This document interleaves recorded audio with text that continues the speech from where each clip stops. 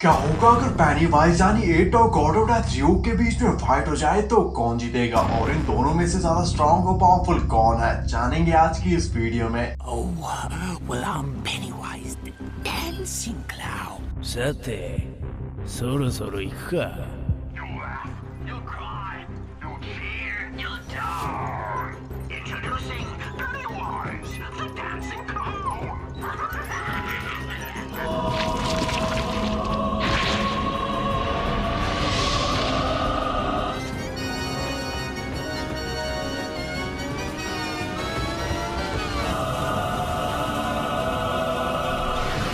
तो इट एक cosmic ancient being यानी एलियन है जो कि माइक्रोब्स नाम के रियम से लाखों साल पहले अर्थ पर आया था और अब तक वो अर्थ पर हजारों लोगों को मार चुका है। बात करें स्ट्रेंथ की तो इट की एग्जैक्ट स्ट्रेंथ का पता किसी को नहीं है, पर उसके पास सुपरमैन स्ट्रेंथ और स्पीड है और ड्यूरेबिलिटी के मामले में पेनीवाइज इमॉर्टल है और उसको मार पाना ऑलमोस्ट इम्पॉसिबल है। और डेडपूल की तरह उसका हीलिंग फैक्टर भी बहुत ही ज्यादा स्ट्रॉन्ग है, साथ ही वो किसी भी शेप और साइज को कॉपी कर सकता है जो वो चाहे। पर ऐसी शेप शिफ्टिंग करने के लिए उसे बहुत ज्यादा एनर्जी की जरूरत पड़ती है, इससे ज्यादा शेप शिफ्टिंग उसे बहुत ज्यादा कमजोर भी बना देती है। पेनीवाइज लोकी की तरह फिजिकल इल्यूजन्स क्रिएट कर सकता है और किसी का भी दिमाग पढ़कर उनके ग्रेटेस्ट फेयर का पता लगाकर उस फेयर का उनके अगेंस्ट यूज भी कर सकता है। और ये उसकी सबसे पावरफुल एबिलिटी है क्योंकि पेनीवाइज की पावर सामने वाले के फेयर पर डिपेंड करती है और उसका विक्टिम उससे जितना ज्यादा रहता है पेनीवाइज उतना ही ज्यादा स्ट्रॉन्ग और पावरफुल बन जाता है। और क्योंकि पेनीवाइज लाखों सालों से अर्थ पर है, इसलिए तुम एक तरीके से बोल सकते हो कि उसके पास लाखों सालों का फाइटिंग एक्सपीरियंस भी है जिसमें वो हजारों लोगों को मार चुका है। और उसके ज्यादातर विक्टिम्स नॉर्मल लोग और छोटे बच्चे होते हैं जिनको डराकर मारना बहुत ही ज्यादा आसान होता है। पर इट की एक कमजोरी भी है, अगर सामने वाला विक्टिम उससे नहीं डरता और उससे गुस्से में बात करता है तो पेनीवाइज पूरी तरह से पावरलेस हो जाता है और एक छोटे क्रीचर में कन्वर्ट हो जाता है, जिसके बाद एक रिचुअल का यूज करके उसे मारा जा सकता है। पर मैंने बहुत कोशिश की, वो रिचुअल मुझे बिल्कुल भी समझ नहीं आया और अगर किसी को उस रिचुअल के बारे में नहीं पता तो इट को कभी नहीं मार सकता और वो बस इट को छोटे क्रीचर में बदल कर उसके हार्ट को क्रश करके उसे कुछ टाइम के लिए रोक सकता है। इसलिए तुम एक तरीके से बोल सकते हो कि अगर किसी के साथ भी पेनीवाइज की फाइट होती है तो रिजल्ट टोटली डिपेंड करेगा कि सामने वाला उससे डरता है या नहीं डरता। और अगर एक बार वो डर गया तो वो पेनीवाइज से कभी नहीं जीत सकता। जबकि बात करें र्यूक की, र्यूक एक शिनिगामी यानी गॉड ऑफ डेथ है जिसे एप्पल्स बहुत ज्यादा पसंद है। र्यूक डेथ नोट का ओरिजिनल ओनर है, इसलिए उसका डेथ नोट के यूज और उसकी पावर्स पर फुल कंट्रोल है और वो किसी भी ह्यूमन को सिर्फ उसका नाम लिखकर मार सकता है। र्यूक एक शिनिगामी है, इसलिए उसके पास शिनिगामी आइस भी है जिससे वो किसी भी ह्यूमन को उसके आधे लाइफ स्पैन के बदले दे सकता है जिसके पास डेथ नोट। और इस शिनिगामी आइस से कोई भी किसी को सिर्फ देखकर उसके माथे के ऊपर उसके असली नाम और बचे हुए लाइफ स्पैन को देख सकता है। साथ ही र्यूक उड़ सकता है और ऑलमोस्ट लाइट की स्पीड से ट्रैवल भी कर सकता है। र्यूक खुद गॉड ऑफ डेथ है, इसलिए ऑब्वियसली वो इमॉर्टल है और उसकी एज कभी नहीं बढ़ती, इसलिए वो पिछले हजारों सालों से जिंदा है और अगले हजारों सालों तक भी जिंदा रहेगा जब तक वो किसी शिनिगामी रूल को नहीं तोड़ता है, उससे किसी के साथ प्यार नहीं हो जाता। साथ ही र्यूक विजन की तरह चीजों के आर पार भी जा सकता है, इसलिए किसी के लिए भी उसको हार्म करना या ट्रैप करना